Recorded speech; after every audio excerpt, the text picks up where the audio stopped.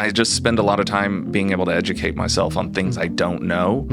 And I would say that's part of the journey is you can't hide from the things you don't know. You know, you got to dig in. Got to figure it out. Here's the new thing. And yeah, I mean, I literally Googled, what does a CEO do when I started this? Well, I wonder what that definition said, because I'm sure it was all over the place. Well, I'll share it with you. I liked it. It said, you set the vision for the company, you onboard the talent to execute on the vision, and you make sure money's in the bank.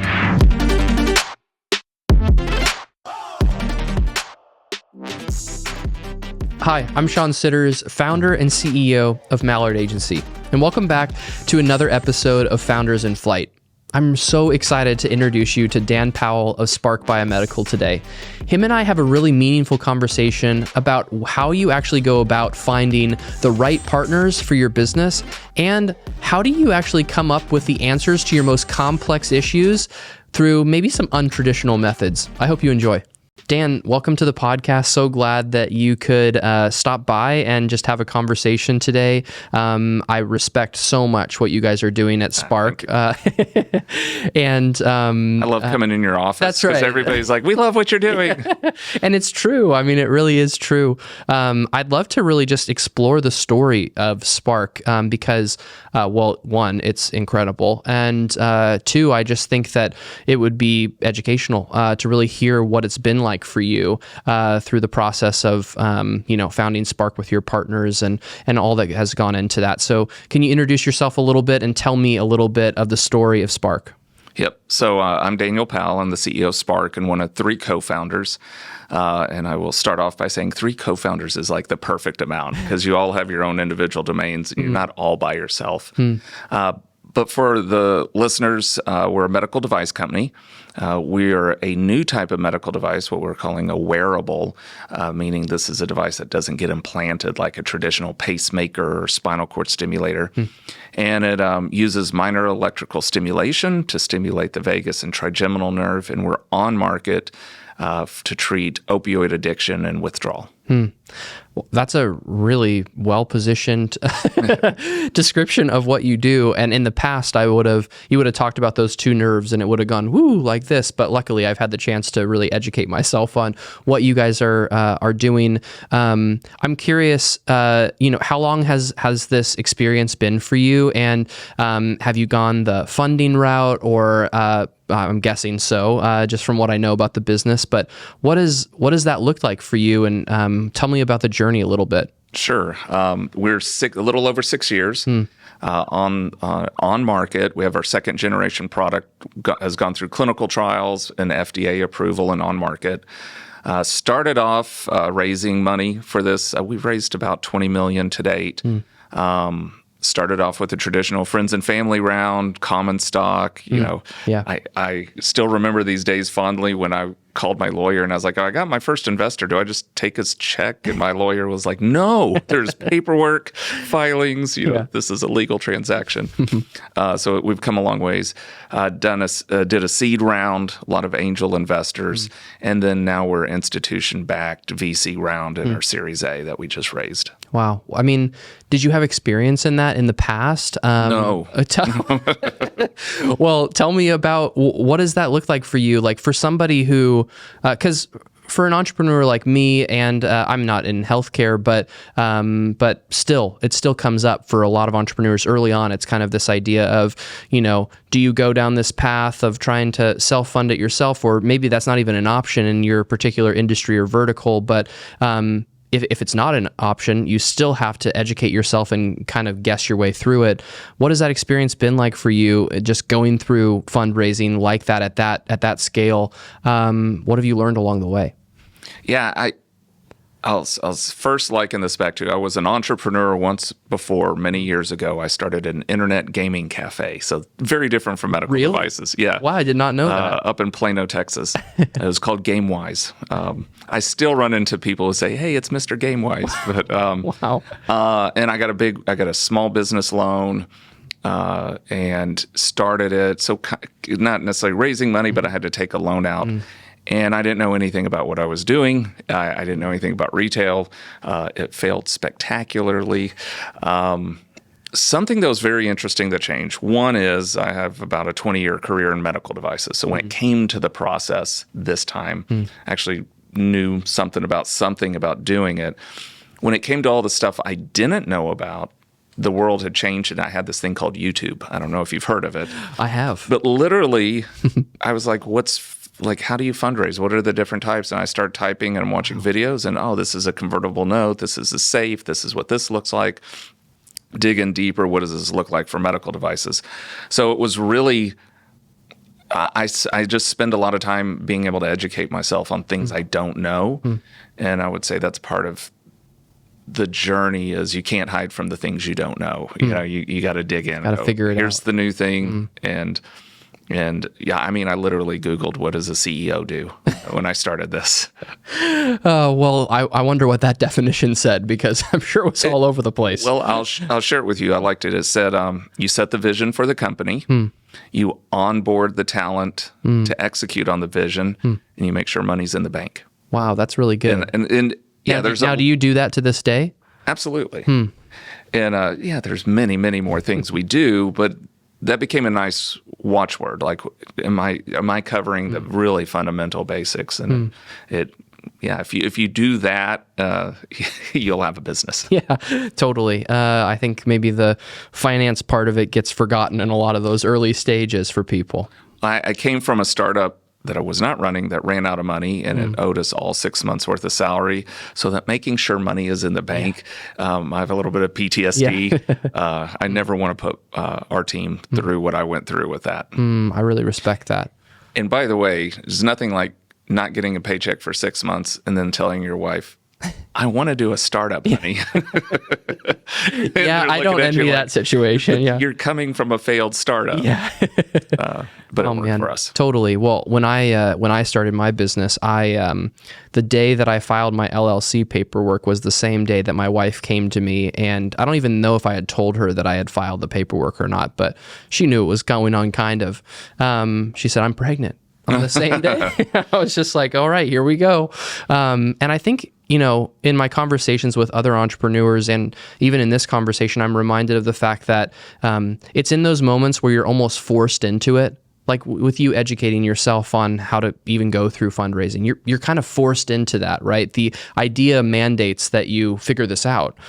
So it's in those moments of like not knowing the answers where you can really have to step up as an entrepreneur and figure it out. Kind of show that that resilience, that grit, if you will, to kind of get this thing off the ground, which can sometimes feel like lifting a school bus. But absolutely.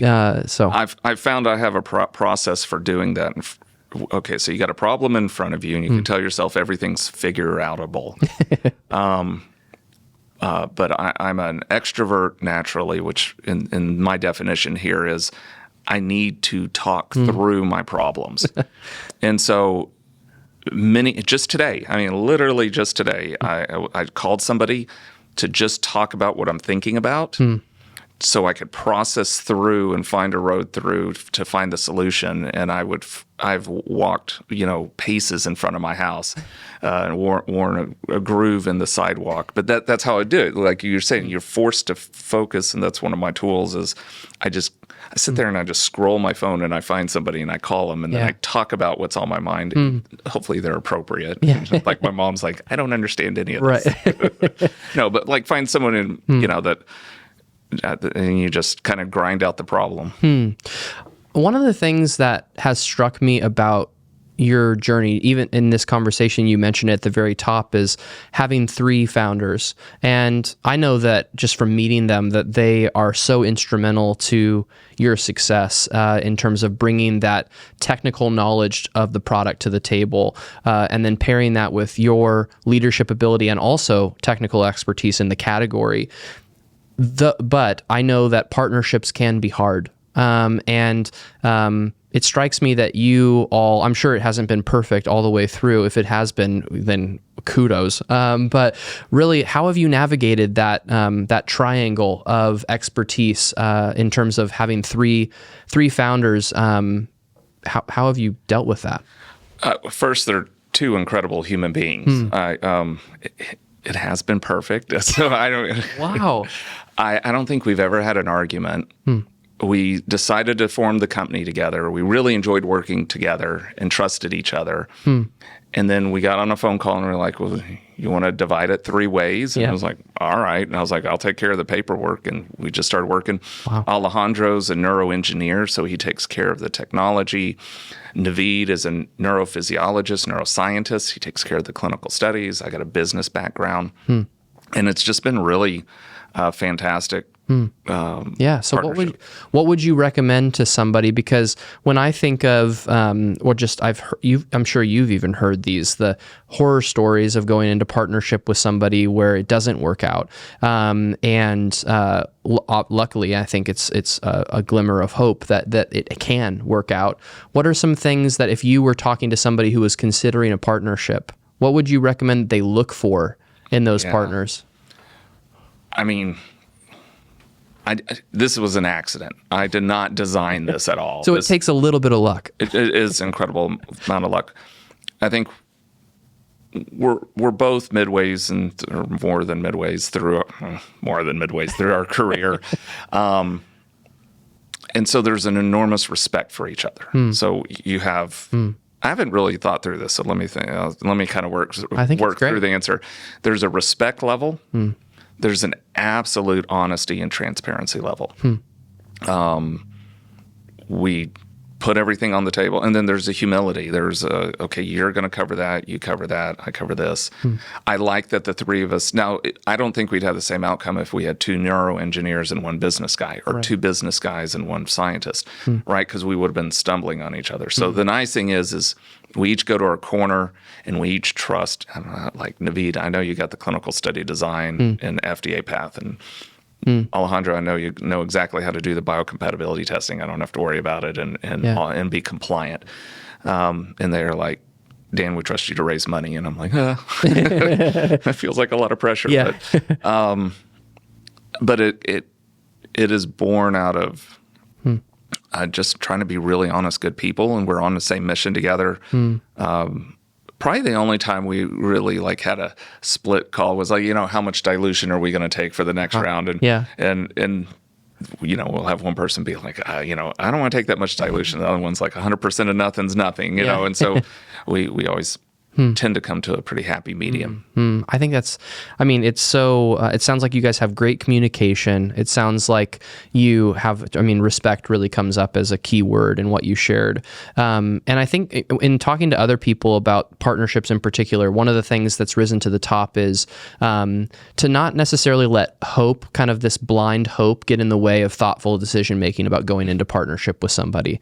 You made a really educated decision, as did your 2 partners, to go into business with one another because you respected one another and you had a proven trajectory and history with one another. And I think a lot of times it can kind of be like, well, I really love being around this person. I really think that they're great.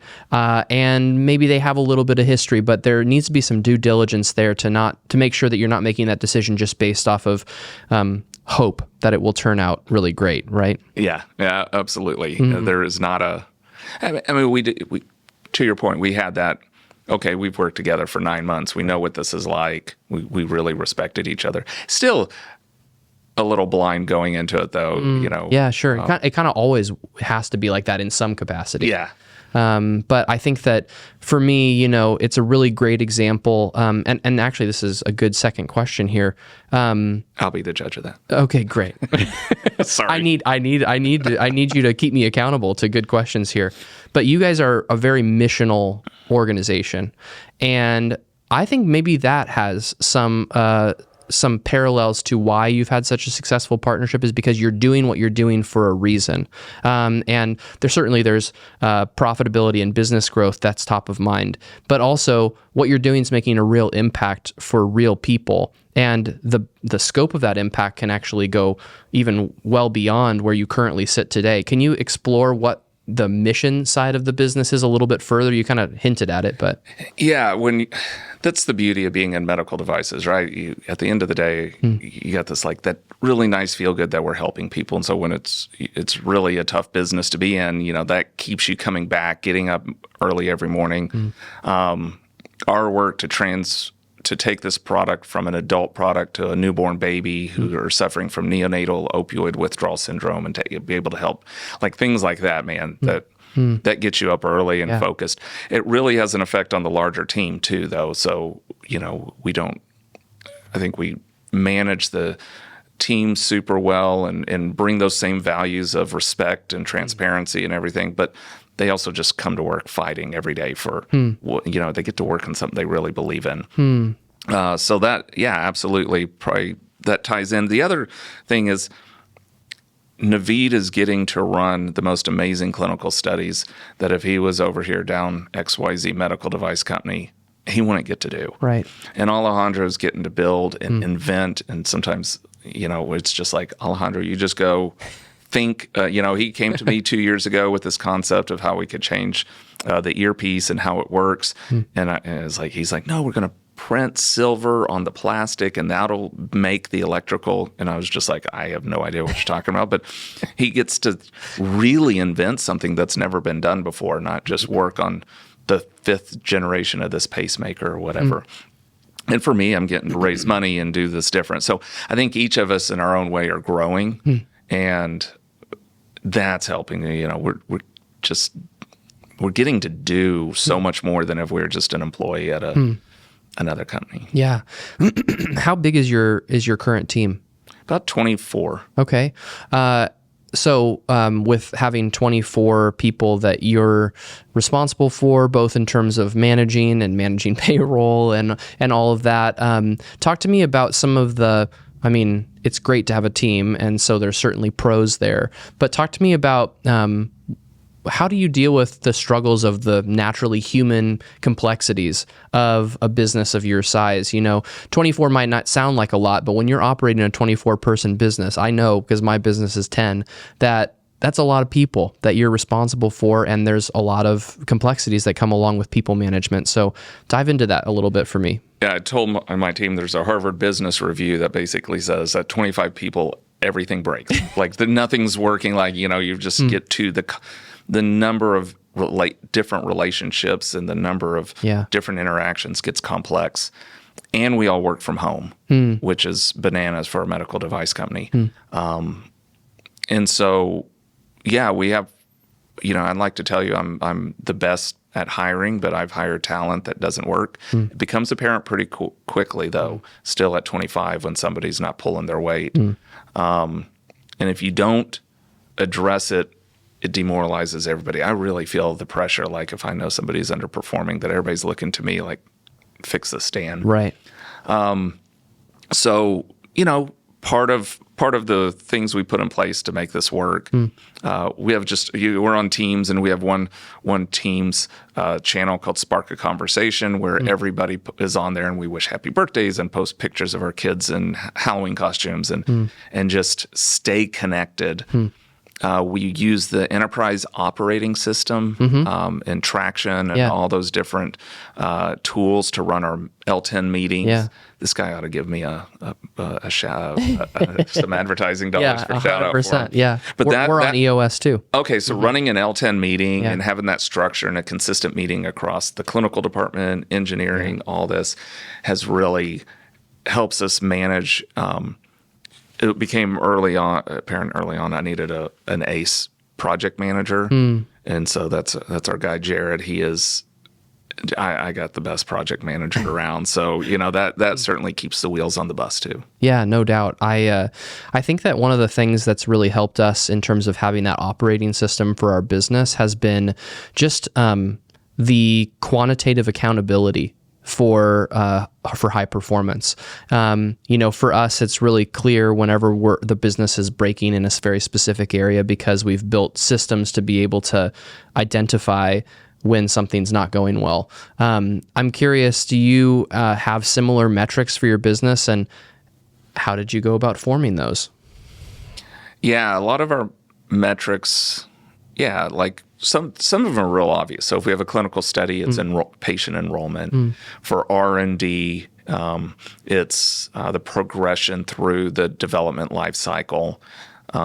Which I say that, that's a typical product coming to market. I think we have over 180 documents we produce for the FDA. Oh my gosh. I don't envy your business. I love it. I love it. And then sales metrics, leads Of course, yeah. and all that. So I think the areas that have been more difficult to manage are the long-term ambiguous projects like reimbursement. Reimbursement, nothing happens for months, and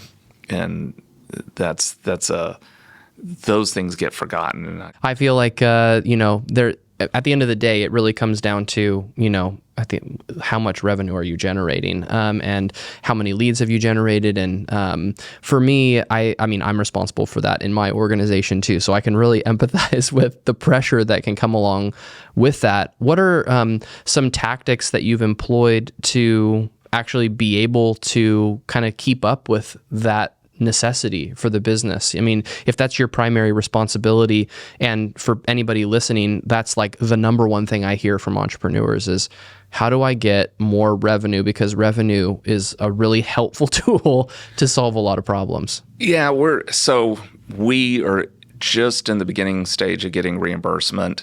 As you can imagine, with addiction, a lot of the population that needs our product can't pay cash. Right. Doesn't have it. So we're still not cash flow positive. Right. We're one of those startups where it's like, okay, we need enough money to last till this ambiguous thing from the federal government comes through called reimbursement. That's the stressor, is when your whole world depends on the federal government approving with what you did, the FDA approving your product, CMS approving reimbursement. That's probably the biggest, most stressful thing, because I can't control those things.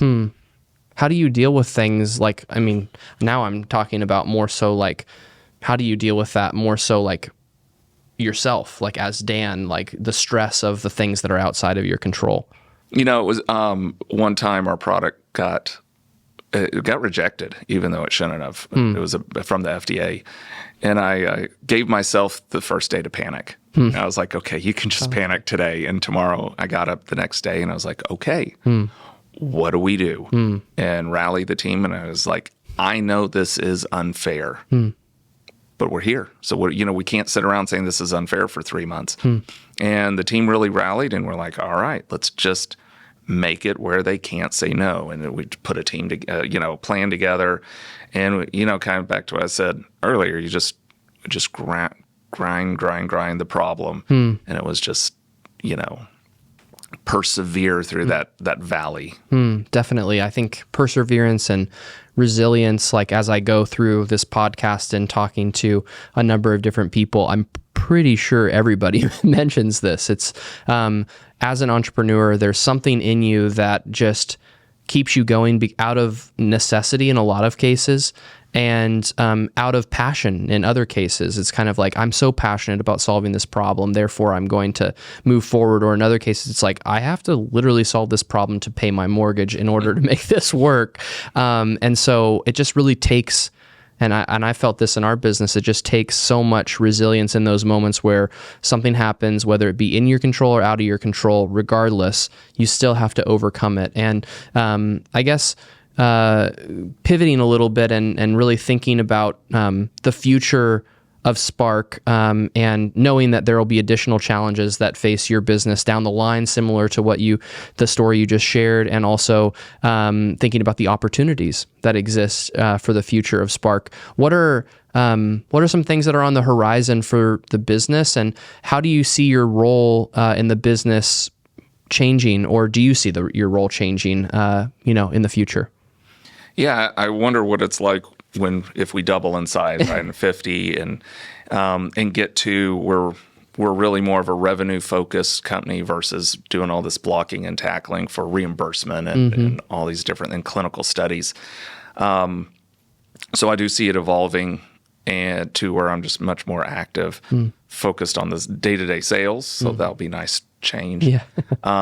So something else on the horizon we announced last night is we have found an application in women's health. This has we're going to go from a disorder in the brain, same disorder in the brain where your autonomic system that balances this thing called your sympathetic and parasympathetic systems has significant effect on women's health. And so we have a whole line of improvements for women's health that we're looking at launching in about 2 years that we think is going to be really exciting. It was really funny because all the men kept talking about it.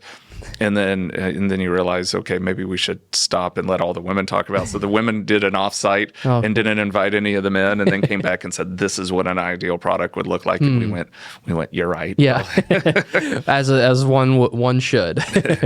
That's awesome. And then, how big do you see your team getting? What are the big dreams and aspirations beyond even the next 2 years for Spark, knowing all the opportunity that's in front of you? Yeah, I really want to. Addiction's a tough business. It's the only disease that convinces you don't have it. Say somebody who has an addiction problem, whether it's pain pills or heroin or whatever, but let's say you wake up in the morning and you say, I don't, and you do every day. Everyone wakes up in the morning and says, I don't want to do this anymore. And an hour later, they're at their dealer's house. Their brain is telling them, it's betraying them, and it's telling them, you got to have this. So the addiction business is going to be hard, and it's always going to be hard to grow really big. The women's health business is going to just be huge. I think that's going to be just an enormous launch. And all of them are converging with telehealth. The neat thing about a wearable device that you can put on yourself is, do I really need a bunch of salespeople in the field knocking on doctors' doors, getting them to sell or prescribe the product? Instead, this telehealth offering, I think, is just a novel. We're really leading the way, and it's a novel way for a medical device company to reach all of the patients who want it. That's so cool. What is one thing, last question, I promise. What is one thing that if you were sitting across the table, not in this case, but in a hypothetical scenario with somebody who was really interested in starting their own business, but they didn't necessarily have all the answers, and they were looking for advice on how to get started and how to make sure that whatever they started was sustainable, what are a few things that you would recommend to them? I think one of the really cool things they can do is plug into an incubator network type facility. So there's different types of incubators for all types of businesses. If you're here in Texas and you're doing AI or a SaaS business or anything, there's the Capital Factory down in Austin. There's TMCX if you're doing medical devices in Houston. That's part of the Texas Medical Center. There's Mass Challenge. I should be paid by all these guys. But these incubators are fantastic because they give you a curriculum and a network of experts to ask. So you can say, hey, I'm raising money, or, where am I missing this? And typically they have a pretty large bench of mentors, and you can just schedule office hours with them, and you have all these resources. So I think my recommendation is, I didn't go through it because I came out of a 20-year medical device, right. And we're actually still part of the Capital Factory. So we still did do it, but I didn't necessarily need the course. But why not, man? You can get into one of those incubator programs, and I think that's a fantastic thing. If you're in Texas, I think we have an incredible startup community, and there's a lot of resources. I know that exists everywhere else too, to some degree, but there seems to be something with capital and startup and venture and everything in Texas right now. It's really cool. I think that's so good. I think the other thing that comes to mind, just in terms of hearing your story, is to just try to not let excuses get in the way for your lack of understanding of a core component of the business. That the resources in a lot of cases exist, whether that be in the form of YouTube or in the form of reaching out to somebody and simply asking for 30 minutes of their time to learn from their experience. Those people exist. And what I've experienced in business is that they're very willing usually to engage in sharing some knowledge with you, because one, it brings them some personal fulfillment. Two, all it takes is you kind of just getting over the hard ask at the end of the day, or the hard work in order to be able to actually source the information that you might need in order to start that business. So I guess those are the last thoughts that I have. I guess I'll just close by saying, one, I really just totally respect what you guys are doing at Spark. And I have had the chance to interact with a lot of your team members, and I know that you foster a team that's really focused on words that come to mind are excellence, accountability, and like overall kindness comes to mind, which I think is like really unique to your business because I've interacted with a lot of healthcare companies, and I know that that's not necessarily always, and in any industry, really the standard. I think you have a really like high caliber way of working, a high caliber product, and I'm grateful to know you and to be in relationship with your business. So thanks so much for taking the time. I appreciate it.